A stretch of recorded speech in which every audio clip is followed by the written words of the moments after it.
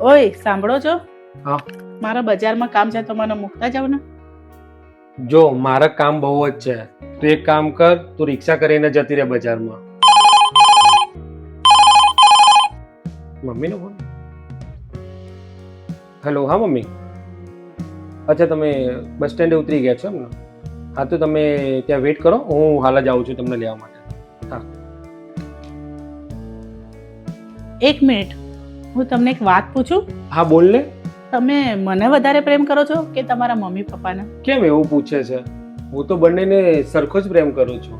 સારું, તો તમારે મારામાંથી કે તમારા મમ્મી પપ્પામાંથી કોકને પસંદ કરવાનું આવે તો તમે કોને પસંદ કરશો? તો હું મમ્મી પપ્પાને પસંદ કરીશ. એનો મતલબ તો એવું જ થયું ને કે તમે મને બિલકુલ પ્રેમ નથી કરતા. એવું નથી, હું તને બહુ જ પ્રેમ કરું છું, પણ હું ઈચ્છું છું કે કાલ સવારે મારા દીકરાના લગ્ન થાય અને એની પત્ની આવે તો મારો દીકરો એના મા બાપને છોડી દે.